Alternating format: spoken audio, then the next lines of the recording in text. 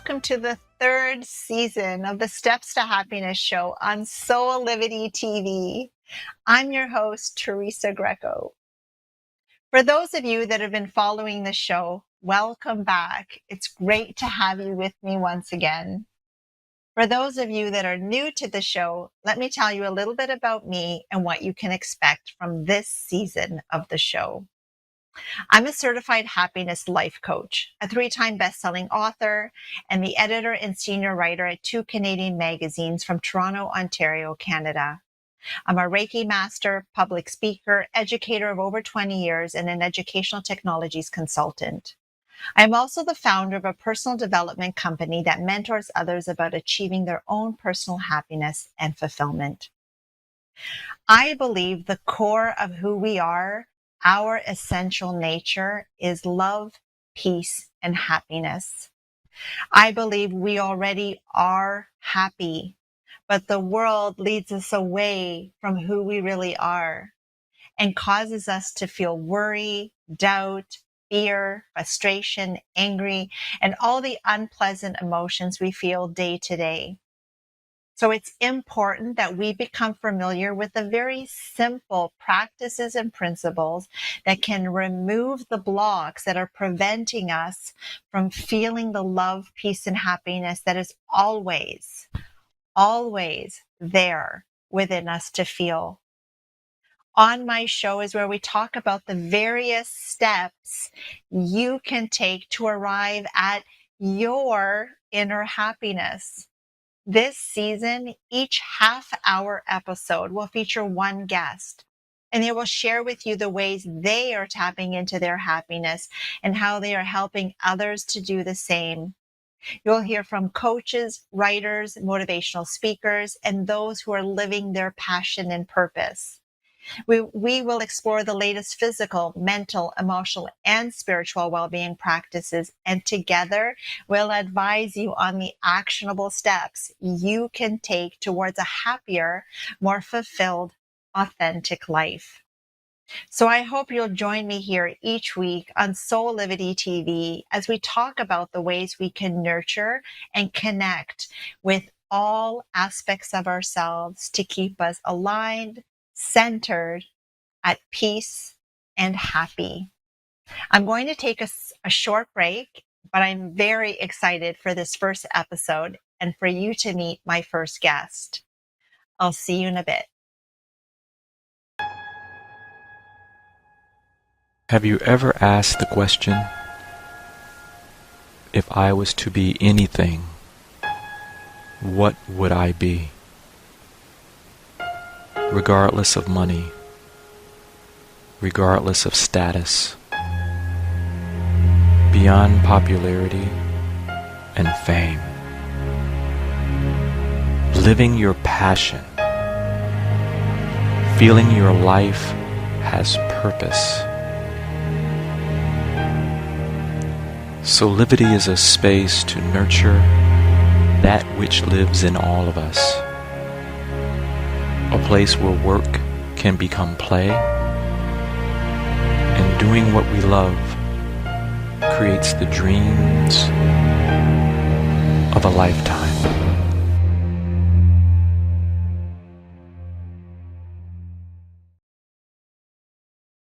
Welcome back to the Steps to Happiness show. I'm thrilled to introduce my first guest of the season on the show today. He's an Ivy League educated positive psychology expert, celebrity happiness coach, inspirational speaker, and published author. Robert Mack, hello and welcome to the show. Oh my gosh, thanks for having me. I'm so excited to be here.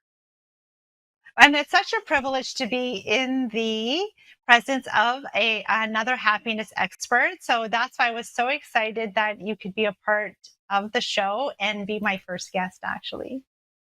Oh, I love it. I love meeting like-minded, sort of like-hearted people in the world. Yeah. Not a whole lot of us, actually, in terms of the happiness coaches. There are? There aren't a whole lot. There are? Not a No, whole lot of no. happiness in the world there, no. Yes, I feel like that. Now, Robert, you've written 2 best-selling books, Happiness from the Inside Out, and your latest one entitled Love from the Inside Out, both beautiful titles. I would love it if you could talk more, though, about happiness from the inside out, because that's very much in alignment with the show. So if you could share a little bit more about that book with us, please. Yeah, so happiness from the inside out really began in my personal journey, really. When I was a kid, I was the unhappiest, most stressed out, anxious, sort of self loathing, self hating kid I think I have ever known. And I remember being that way since the age of about 6 or 7. And I always thought I'd grow out of it. You think you'll make friends, maybe I'll have a girlfriend one day and I'll become a professional basketball player. That was my dream, and maybe I'll make great money and eventually just grow out of my unhappiness. But that didn't happen, at least not right away. Instead, my unhappiness deepened, my depression deepened, and I got to a place where I was seriously suicidal. So, despite having a great corporate job, despite having lots of friends, a beautiful girlfriend, lots of health, a happy family, I just continued to spiral until I was experiencing suicidal ideation. In other words, thinking about suicide dozens and dozens of times a day. And so I decided I was going to do some research. I couldn't take it any longer. And I looked up all the ways that I could kill myself. And I decided I was going to slash or slit my wrist. So I went to the kitchen, I got a steak knife, and I dug it into my wrist. And what happened next was so unpredictable and inexplicable that it's hard to put words to it. But for no good reason, without anything in my external conditions or circumstances changing. Meaning I had a really fantastic life, but I still felt very empty and depressed on the inside. Despite none of that changing, I felt this limitless love and inexpressible peace and sort of ineffable joy, the kind of which I had never experienced before. And so it was really strange to me. You don't expect that when you dig a knife in your wrist. But that moment, I decided I was going to postpone the suicide for like 5 or 10 minutes. And now it's really laughable almost. And then it felt like a really tall, ambitious order. Like I didn't think I could last that long. But I did last that long. And in that time, I began doing a different kind of research. I looked up what happiness is and unhappiness is and depression is. And I discovered a whole lot of really interesting research and data out there in the world through the course of many years. So it's been a few decades since then.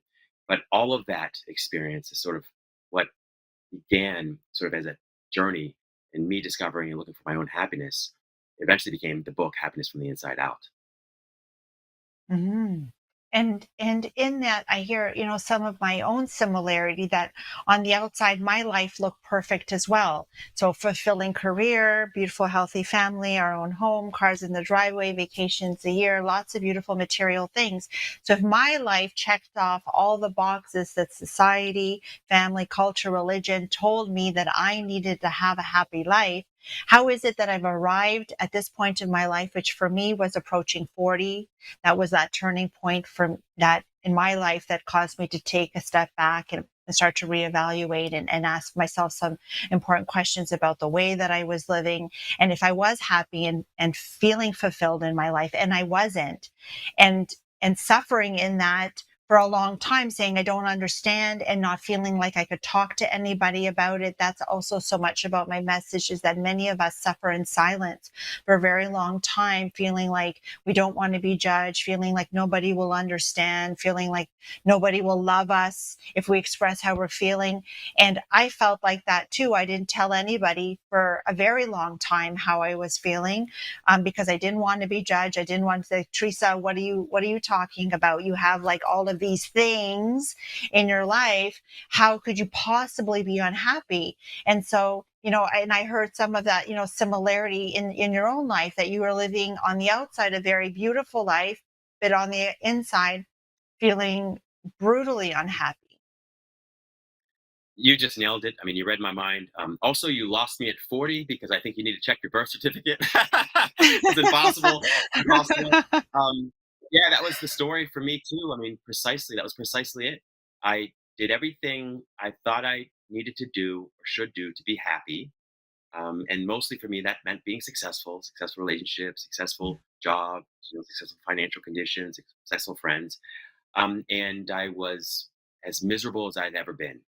And so I started at that point making some very different decisions. I didn't know a whole lot, but I knew that what I was doing wasn't working and that my best thinking had gotten me to this place of being so deeply depressed. So I don't know if you remember, but back in grade school, we occasionally had something called opposite day, where you did everything the opposite. And so I sort of applied that to my life. It was very elementary, sort of Mm. primitive way of making changes in my life. But I said, hey, I don't love this corporate job. I got to find a way out of it. This relationship is really unhappy, although she's incredible and she's beautiful and wonderful and brilliant, but it wasn't right, I think, for either of us. So I should probably find or make a different decision there. And I should change the city that I live in. I was living in Philadelphia, a great city, but cold, and wasn't really an ideal place for me to be. Moved to Miami. So I started making all these decisions. So at first, it was a very sort of rough and raw and rugged kind of approach to happiness. And as I continued along that journey, I discovered there were so many other changes that I could make that went a lot deeper than that and that were a lot more Mm. sustainable and lasting and meaningful and abiding in terms of the results I could get with respect to happiness. And so in your book, you have discussed 8 tried and true principles for realizing unconditional happiness.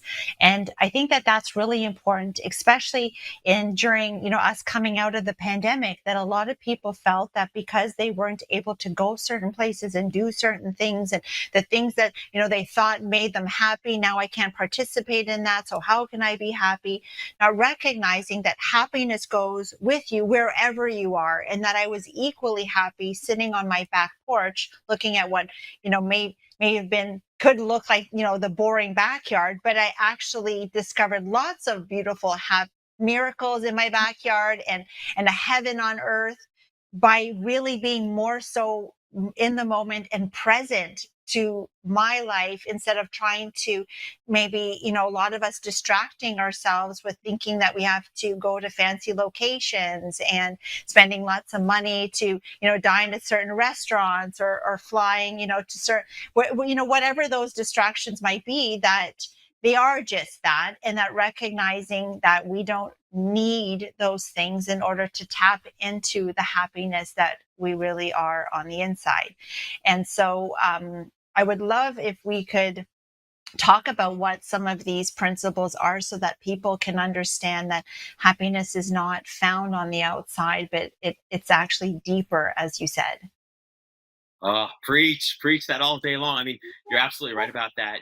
That's just spot on. I would say happiness is presence and unhappiness is distraction, right? Happiness is being in the moment. It's living in the moment, not necessarily for the moment. It's a little different, but living in the moment, living in presence, and unhappiness is always in distraction or absence. And so we always think that when we're unhappy, there's something or somebody missing from our lives, but the something or somebody missing is our own presence. We already are, believe it or not, Mm. steeped in happiness. In fact, I would strongly argue that happiness is not just within us, but it is us, right? So when your mind is cool, calm, collected, Mhm. composed, and quiet, right? When you're tapped in, tuned in, turned on to the present moment, and you're not distracted by what you don't have or what anybody else does have or what you should have or what you used to have, but you're just doing what you can to stay with whomever is in front of you and whatever is in front of you. And deeper than that, when you're not making up stories about how much better or worse life is or could be or was, when you're just in the moment, you find that you're happy already. Right? In the beginning, when you're practicing presence, Mhm. it doesn't feel like a whole lot. It's like entering a dark room. And at first, you're sure there's nothing inside there in that dark room. But as you stay in the dark room for a period of time, your eyes start to adjust and you realize there's more light in there. And then you might find out the room is full of all kinds of treasures. And that's the experience of happiness to a large extent. So, happiness is presence, unhappiness is distraction. When you feel like something is lacking or absent in your life, it's not that someone or something else is lacking or absent, that you are lacking or absent with respect to presence. All beautiful. I agree. I agree with all of what you just said. And that for me, happiness is more than a state of mind, right? Even positive psychology talks very much about a state of mind, or you having personal characteristics within you, as well as circumstances outside of you, that if they line up in such a way, then you can be happy. But I also go a little bit further by believing that happiness is a state of being meaning that we are, as you said, we are love, peace, and happiness, that it is our original nature. It is the true essence of who we are. It is the core of who we are. And when you know that it's more than just, thinking positive things about your life. And I mean, that's a component of it, right? Our mental self is a component of our physical, emotional, and spiritual self. And so, yes, that also plays a part of it, but it's not the only part of us, that there's the other components that we also need to connect with and nurture, and to understand that when you are happy already and you're not feeling it, then that then allows you to maybe pose some questions about, why is that? Are there blocks that are preventing me from feeling the happiness that I feel? Or are you making time to connect with the happiness that's already inside you to feel? That you don't need to do anything, buy anything, earn anything, achieve anything, that you can remove all of that, that it's not about arriving, or it's as happiness as a destination or any of that, that it is inside you at any moment to feel. Facts right there. That's right. It's exactly right. One way I say it, just to reflect back your found wisdom there and insights, you know, um, success doesn't lead to happiness. And we have decades of empirical data to support that and back that up. So if you're unsure, check out any of the books out there in the world on positive psychology. So success doesn't lead to happiness. Interestingly enough, happiness does lead to success. So happy people experience better, more successful lives with less time, energy, and effort. So in other words, happy people live longer lives than their unhappy counterparts by about 6 to 7 years on Mhm. average. Happy people make more money, about $600,000 to $700,000 on average over the course of their entire lifetime, on average, than their unhappy peers. Happy people get married earlier, stay married longer, and are happier in all the relationships, whether they're married or not. It's not about being married. It's not Mhm. even about relationships, it's about love and happiness. Happiness also makes you more attractive. So happy people are rated as more attractive than unhappy people. And it's not the other way around. A lot of people think, well, if you're attractive, you're happier. We know that's not the case. Happiness is causal in that respect, right? We also know that happiness improves your job performance, improves your health, all of these things, right? Happiness actually makes you more charitable and kind and generous. So happy people are kinder people, more altruistic and selfless people. So Mhm. happiness also leads to success.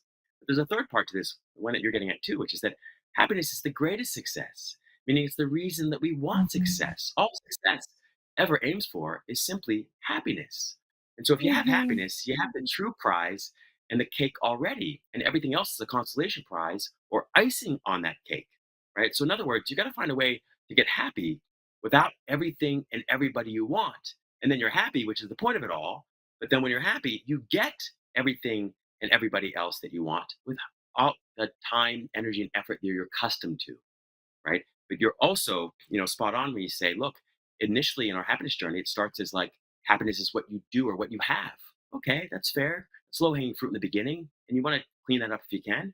But then you graduate and you say, well, happiness isn't just a lifestyle status, and it's not just a state of the body, it's not just a relationship status, and it's not just a state of the mind.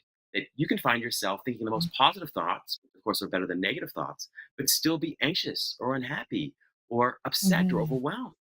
Underneath all of that thinking, even the best of thinking, even the worst of thinking, is a state of being, your innate, true nature, your natural state of being that is always tapped into and turned on, that is always perfectly blissful.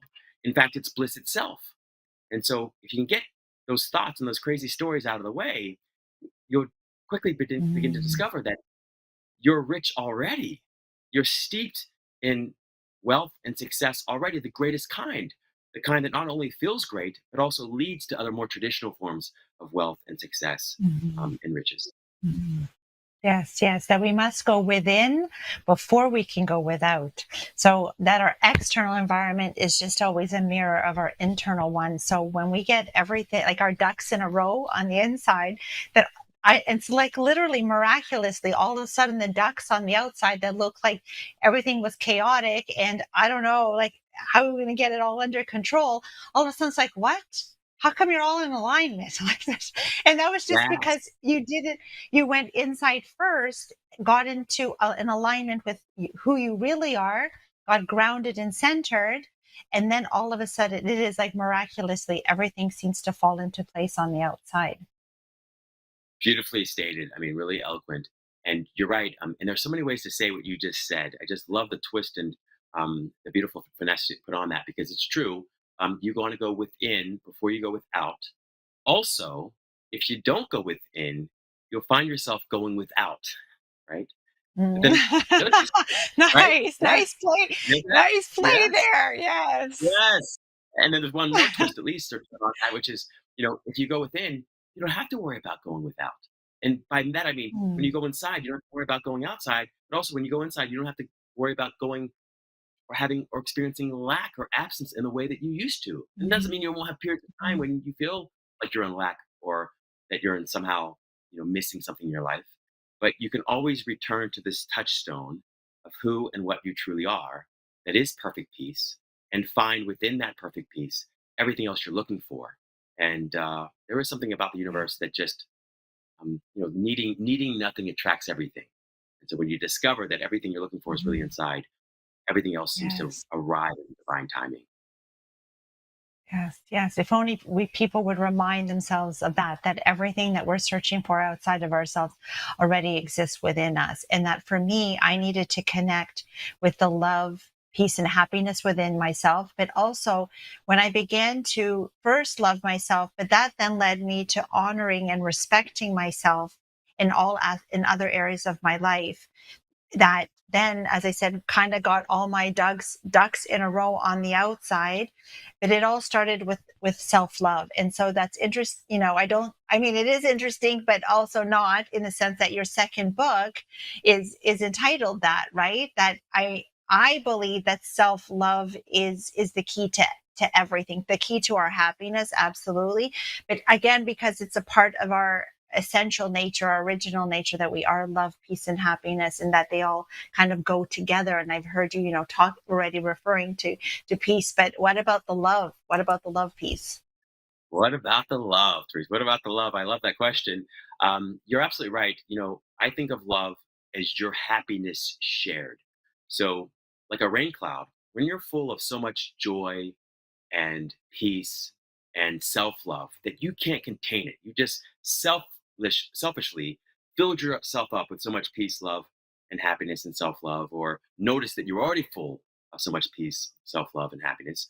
You can't help but shower that peace, love, and happiness down upon the earth on all living creatures and beings, indiscriminately, unconditionally, without an expectation of reciprocity, simply to unburden yourself, simply to relieve yourself of this peace, love, and joy that you can't possibly contain or carry around any longer, right? And you share it without any strings attached, right? Without any quid pro quo. It's not a business affair. It's not a negotiation. It's simply a sharing. It's a overflow of the bliss that you've been carrying inside all Mhm. day long, right? Another way of saying that is not just that love is your happiness shared, is love is your self-love shared. So love Mhm. and happiness are really synonyms. They look like two different phenomena or two different energies, but they're one phenomenon or one energy looked at through two different lenses, seen from two different perspectives.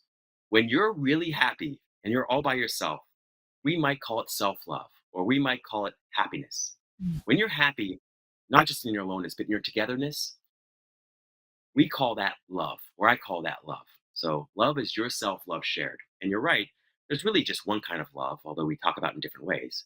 And that is self-love, right? No self-love, no other love. No love for yourself. Very difficult to not only give love to others, but also to receive love from others. If you don't really truly love yourself, you'll doubt the other person's love for you. And you'll think they're manipulating you, they're up to Mhm. something, they can't Mhm. possibly love you. How can they love you? You know yourself better than them. You know that you're not smart or beautiful or talented or worthwhile. So they have to be up to something. And so before long, that becomes a self fulfilling Mhm. prophecy. You drive them away, with your inability to receive love and not just give love as well. So, Yes. absolutely right. One final thing I'll say, and I'll stop here, is that the self, the true self, is thoughtless, wordless, faceless, formless, infinite, eternal self that we might call spirit, we might Mhm. call awareness or Mhm. consciousness. It is love. So self love is actually a Mhm. redundant term. The love is the self, and the self is love, and we are all the one self. So we are all one love. Mhm. Yes, yes. Thank you. Thank you for all of that. Also, all so well said. And so I would love if you could share some of the principles in your book. I know we've probably been touching them on already kind of inadvertently, but if you would you mind to talk about what some of them are? And then if people want to learn more about them, they can obviously grab a hold of your book. Sure. So I'd say lazy intelligence is probably the one I'd want to share first, which is, look, we all try too hard to be successful, try too hard to be happy. We try too hard to get love and give love. And there's an easier, faster, more enjoyable way to experience success and happiness and peace and love. And so it's all about lazy intelligence. And so it's asking yourself, what's the laziest, smartest way to get what I want? In this case, it's happiness and success and love. Because we know that if you have happiness, it leads to success and love. And so for me, that means not routing my happiness through other people, things, places, or activities. It's going straight and directly to the source for it. And there are lots of ways to do that, and I have no judgment about how you do that. Meditation and prayer and contemplative Mhm. prayer and affirmations and japa and retreats. All these things are fantastic. So whatever works for you. Um, One of my favorite practices is something I call a micro meditation. I also occasionally call it practice in the presence. But a micro meditation is simply one breath that you enjoy for its own sake while pretending it's the last breath or last moment you have on this earth or on this planet. So hopefully you and I will both Mhm. live 100 years in these beautiful human costumes, and that'd be wonderful. But we also might only live another 5 minutes or 5 seconds. We genuinely don't know. And so with that recognition in mind, we want to take one deep conscious breath in through the nose and out through the mouth, with the only goal and intention being to let all our thoughts go and to simply enjoy this one breath and juice it for as much joy as humanly possible. So the idea is, if you can do that as frequently and consistently as you can remember, you'll discover that in about 22 to 66 days, you'll start to do it automatically and effortlessly. But it really ties back to the presence. It ties back to self-love, and it's the laziest, Mhm. smartest, one of the laziest, smartest of ways to access this infinite well or pool of happiness that always exists, not only within you but as you. Mhm. Yes, absolutely. Love that. I'm going to and I believe that too, that if every day we could think of if this was our last day on earth, how would I want to live it? And there's sometimes that, I get down on myself about like, oh, I went on the scale in the morning and I was a couple pounds up and oh, I'm feeling bloated. My pants were tight. And now it's like, oh, you're not feeling good in your skin. And it's like, it's ruining my day. And then I have to stop and say, wow, if I was about to get into an accident right now, and this was my last day, and now I'm on the other side, and I'm like, is that how you were living like your last moments on earth, complaining that you were like a couple pounds up on the scale? Like, no. So if we can, remind ourselves at a couple, different points during the day to say that if this was our last moment, is what I'm worrying about, is what I'm feeling down, is what I'm like critiquing myself or sabotaging or any of these things that are creating that feeling of unhappiness in that moment. But it's that's the other thing that I wanted to also point out in what you said is the understanding that happiness is more than just a feeling, right? That it, as you said, it is us. And so although our emotional self lends itself to us to that feeling of happiness, it even goes beyond that, right? That the feeling of happiness, when we think of it as an emotion, is fleeting. That when things outside of us are going right, oh yeah, I'm happy, I'm feeling so good. And then when all of a sudden now, we're sick or, there's been a death or whatever it is, now I'm not happy and it's gone. No, it's not gone. It's just that we're not maybe, going in deep enough to really to connect with that true essence of who we are, that we as and I that's why I loved what you said, that we are happiness already, because I say in exactly the same words. So thank you for that. You're welcome, and you said it. Um, so it was so poignant what you shared there. I just wanted to highlight and reflect back some of the wisdom there to unpack, because to make sure people heard it all. Which is like, um, there's never a lack of love. There's only a lack of awareness of the infinite love and the Mhm. ever-present love that always exists within you and around you. And there's never a lack of happiness. There's just a lack of awareness of the happiness that you're already steeped in. And there's never a lack of Yeah. abundance. You're always infinitely, eternally steeped in abundance. And it's just a lack of awareness. And so, to that point, happiness and love, too, is not a state of mood.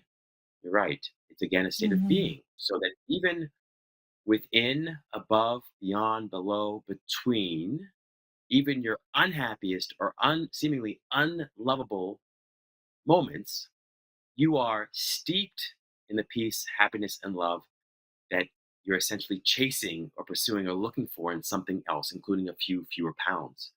Right? So if you could sort of go right for that, if you could go for feeling, but we'll call it feeling better for now. If you could just go for feeling better. And another way of saying that is feeling in to the peaceful aliveness that already exists within your body. So it's kind of like watching a movie. We're all watching a movie in a movie theater, big 40-foot screen. We get caught up in all the images on the screen. We get carried away in emotion, excited, sad.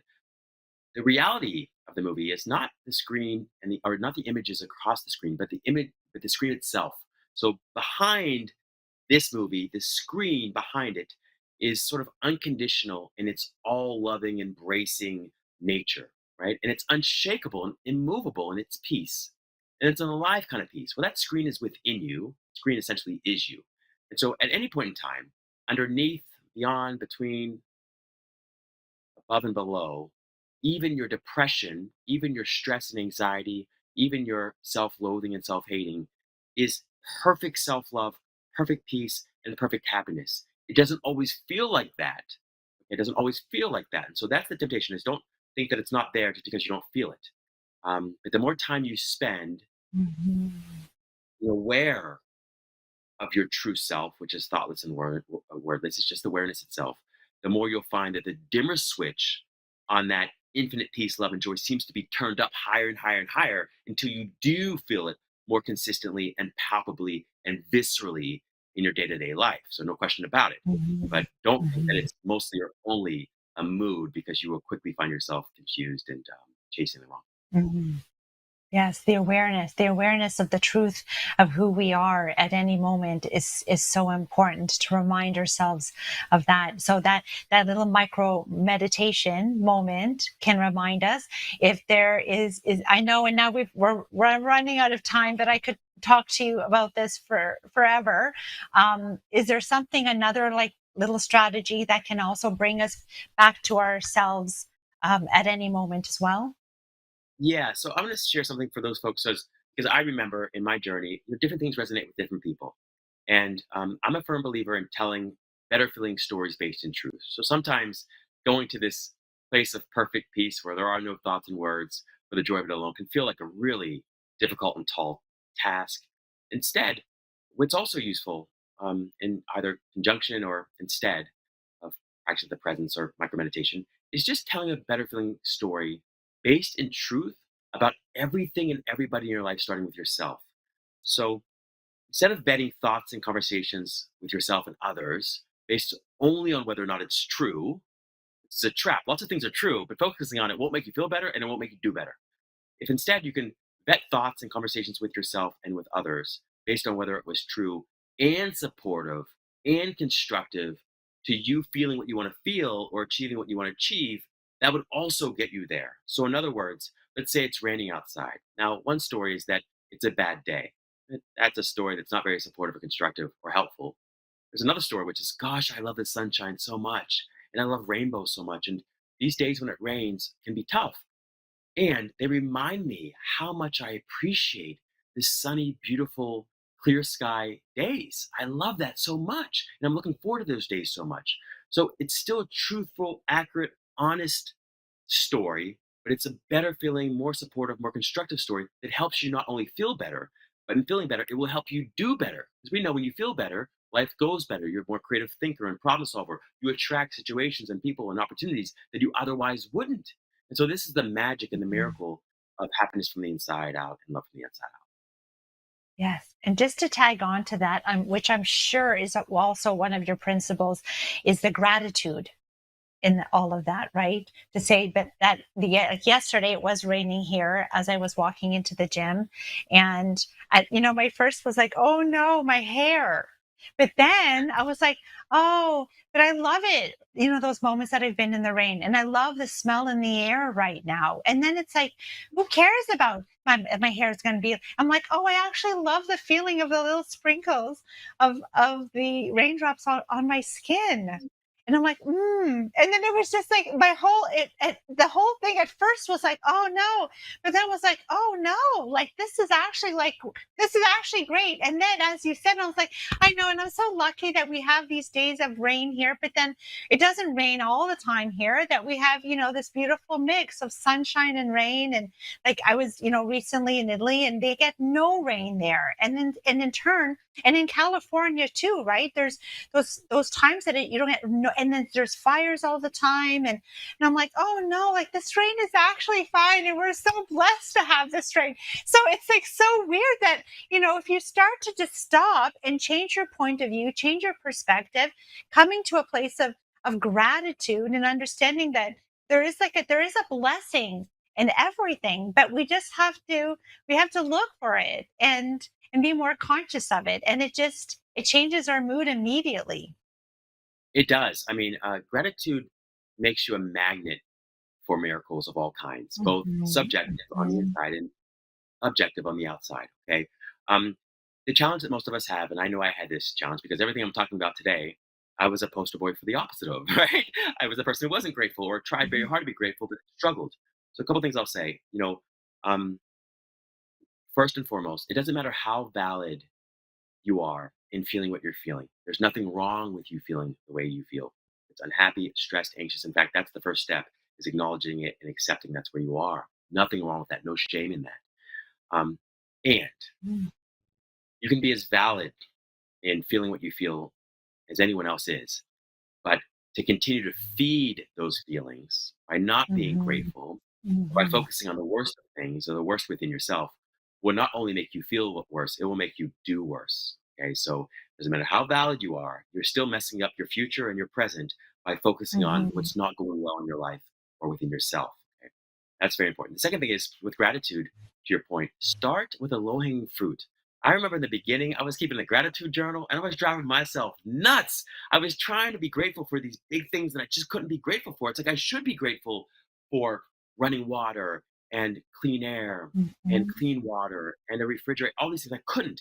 But what I could very easily be grateful for was like beautiful women. I had no problem with being grateful for that, or Yeah. really wonderful music, or like, great car, whatever it Mhm, was. Okay. So sometimes it felt very superficial. And I would judge myself and then move away from those things. But I realized that it's all to be appreciated, it's all to be enjoyed, it's all to be embraced. Start where you are. Whatever it is that you feel love for, or interest in, or curiosity about, or gratitude for, it's okay. Start there.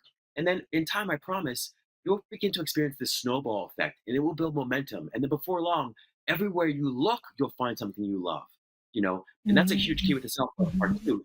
Don't try to love seemingly unlovable characteristics about yourself right away. Start with a Yeah. really easy, low hanging fruit. For me, it was just like, I'm trying to love myself. That's all I had in my self love journal for the first couple weeks over and over again. But then eventually, as I practiced that, I got really good at that. And then I looked back and I started seeing other Mhm. things I love because it becomes contagious. Yes, yes, absolutely. It's the same thing with affirmations, right? Some people are like, "Well, they don't really work," but it's if you're creating an affirmation that feels very far away from how you feel right now, like to say, "I am beautiful," but you're not feeling that. I had a guest on the show that said, "I started with the little things about myself that I thought were beautiful, like my eyes." And she had like beautiful blue or green eyes. And so she just started with that. And she's like, oh, and I really love my nose. And I really love like how my hair feels. And so it was like, that it was such a big stretch to go to, and that's why I think affirmations, if you're not really feeling into it and really believing it, they feel like they don't work. But I think it's like, how we use them, in the same thing, that low hanging fruit analogy, we could use it for, I feel like, oh yeah, I could talk about that in this way, in this way, in this way, that it ties into like so many things, and a way that we could approach a lot of different things. Now, Robert, just before we leave today and you tell everybody about how they can find out more about you and get your books and connect with you after the show, I have this dying question that I've been wanting to ask since you said it at the very beginning of our interview today, was that moment when you were about to cut your wrist and you felt this very warm and loving presence around you that stopped you in that instant. What do you now know and believe that was? So that has taken me 20 years to properly understand, integrate, and weave into my life. At the time, I just called it divine intervention. Now, I had a real challenged and challenging relationship with whatever it was that I called God. At that point in time, I was raised sort of fire and brimstone Christian, and I had lots of challenges and really frustrations around that. So I'd gone away from that for a while. But in that moment, the only thing I could really call it was divine intervention. Now, after many more years of work and study and living, I've discovered that it was just me getting a taste or glimpse of that thoughtless, wordless, faceless, formless, infinite, eternal, non physical energy you might call spirit or God, source, life intelligence, that we all ultimately are, and that we all are ultimately one with.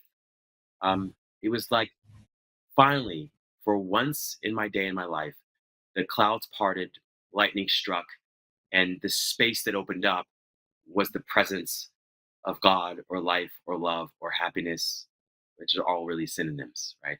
That's what happened. I just got out of the way for a moment. And strangely enough, it was in contemplating my death that brought me to a deeper felt experience of life, like life with a capital L. So, yeah, that's the way I understand it now. I'm so thankful that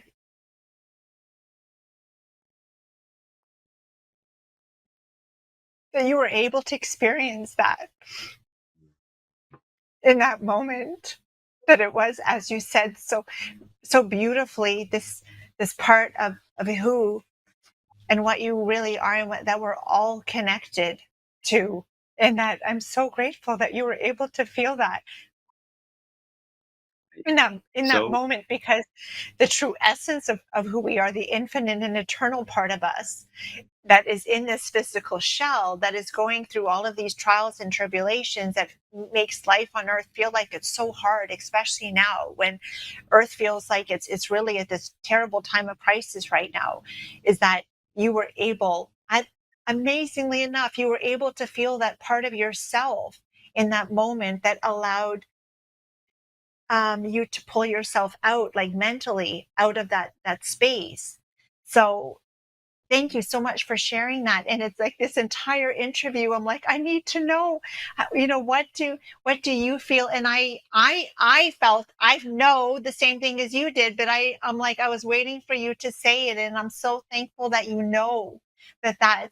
that's what it is. It's that the God self in all of us, and whether you want to call it God or universe or spirit, or, whatever you want to call it, doesn't matter. But it is real, and it is a part of us, and that we don't always connect to it, or we think it's weird and woo woo, and we create other words like gut instinct and intuition to almost like try to avoid it. But it is a real part of us, and we need to start talking about it and acknowledging it, and not disguising it. oof, you just absolutely crushed that. You have etched an indelible mark on my heart, my soul. Truly, Teresa, I appreciate you so much for what you shared there, the way you shared it. Um, and I received that fully. I'm an empath, so if you start tearing up, I'm gonna just be nothing but a puddle. So I cannot tell you first of all how much I appreciate that. Um, you're absolutely right about that. You couldn't have spoken any truer words. You know, it's really the only real part of us, meaning it's the part that's infinite, eternal, and isn't fleeting. Okay. So what you shared there is the truth, the whole truth and nothing but the truth.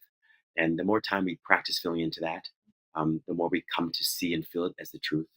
But I want to just acknowledge you for allowing and holding space for that to come through in a way that's authentic and organic and honest, and to also just do nothing but reflect back light and love and wisdom to me and to all of us. So thank you so much. I feel so honored to be in conversation with you, to be connected with you, to know you, and for the work you do. I mean, it's the work that you do. It's these kinds of conversations with people like you that ultimately saved my life. Thank you. Thank you. And I feel exactly the same way about you, that I feel so honored and blessed to be with you and in your presence, and to been able to hear your wisdom and have you share the wisdom with our viewers, and have it go into the ether so that it can reach and hear whichever, whoever it's supposed to fall upon, and whoever's heart is supposed to be open to our message today. So I am also very, very grateful for you. Oh, I appreciate it. You know how we do. That's right. That's right. Thank you. Thank you so much for being with us today. Thank you so much for having me. I so appreciate it. I'd like to leave you with the thought for the day. Are you waiting for the people around you to change so that you can be happy? Are you waiting for circumstances outside yourself to be different so that you can feel happy? Are you searching for that perfect partner or that got to have item so that you can be happy? Do you think that you'll feel happier once you achieve that promotion at work or that goal you've been working towards? I'm here to get you to reflect on what your present definition of happiness is and whether you believe it's an inside job. We are conditioned to believe that happiness exists outside of us, in our possessions, positions, titles, degrees, relationships, and experiences. However, when you realize that happiness is your essential nature, it's who you really are, then you can give up the search for happiness outside of you. You now know that you don't need to achieve, earn, find, wait for, purchase, or pursue anything to be happy. Yes, you might feel temporary pleasure when you get that promotion at work. You find that love relationship, you go on that vacation, you get that sports car. But you'll realize that once that feeling of pleasure wears off, you're left feeling unhappy and looking for the next thing to make you happy again. That's because those are examples are talking about pleasure and not happiness. True inner happiness is unwavering and is always there to tap into. And if you're not feeling happy, then there could be blocks that are preventing you from feeling the happiness at your core.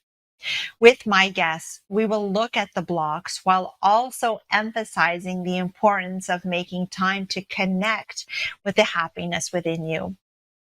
The Steps to Happiness show is all about sharing the ways that we can nurture all aspects of ourselves, our physical, mental, emotional, and spiritual self, so that we can come home to the love, peace, and happiness we are at our core, to live the happy life we came here to live. Thank you for joining me today, and I look forward to being here with you each week on the Steps to Happiness show with Teresa Greco.